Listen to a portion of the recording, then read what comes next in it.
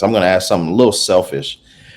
And I don't think I don't think we talk enough about interdisciplines and how they work well together. So from a business perspective, how can a business use a scientist, and why do businesses need scientists?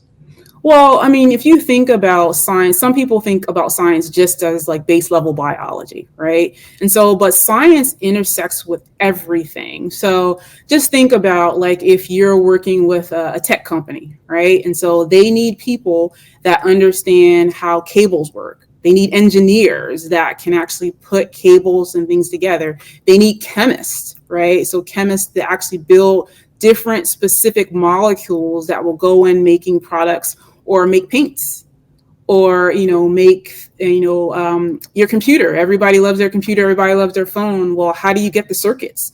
Well, one, you need actual chemistries that are going into making the things that make the circuits, right? And then you need electronic boards. You need someone that actually know how to put together electronic boards. You need a mathematician to run the stats to ensure that what they're making is actually going to work, right? And so scientists are just important overall. I mean, I know that, if you look at some of the statistics that exist, like if you study science, technology, engineering, and math, you are likely to make about 50% more than non-STEM majors when they go out into the workforce. We also know that over the next 10 years, we're expected to see about 1 million jobs added related to the STEM disciplines. And so like, here's where it's at. It's like, if you really are looking for a long-term financial career, science, technology, and engineering math is a real benefit, right? And there's so much you can do. I mean, if I look at my own career, right, someone that usually would start out with a biology degree, they think, well, they'll just work in a research lab like I did. Like I was like, well, that's all I'm going to do. And now I am working at an association that works with like 190 of the leading companies in the chemical industry. I travel all around the country, right? And I get to work on science and policy directly with federal agencies and Congress.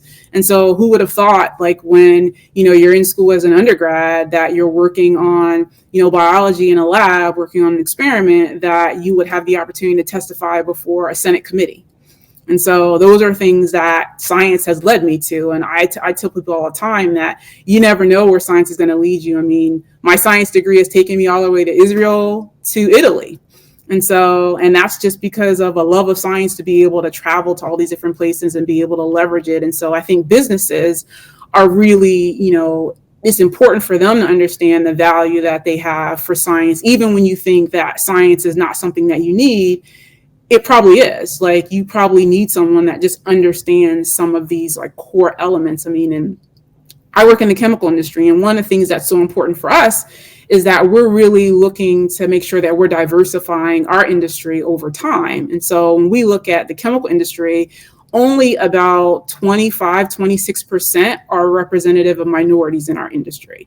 And so we recognize that we have to take an active and targeted approach to bring more diversity in our industry, right? And we have to be really dedicated towards the effort. And so that's one of the reasons that a couple of years ago, we started an effort called the Future of STEM Scholars Initiative. And it really is meant to bring new and diverse voices, underrepresentation into science, technology, and engineering math, because like I said, my love is science. And so I'm always trying to get more people engaged in STEM disciplines, to bring them and get them excited and interested in STEM, but then hopefully bring them into the chemical industry so that we can have that diversity of thought long-term over time. And so I'm really excited about this program because we're 2 years in now, and it's focused on high school seniors that are going to be incoming freshmen in their college matriculation, and they have to go to an HBCU.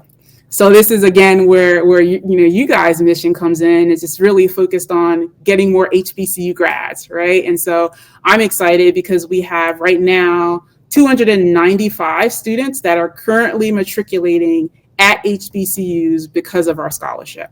And so this gives them $40,000, so $10,000 a year, each one of them. It gives them leadership development training. and it gives them access to internship opportunities and puts them directly in touch with chemical industry sponsors. And so, we get to have engagement with them, kind of tell them about the industry and help them grow over those 4 years.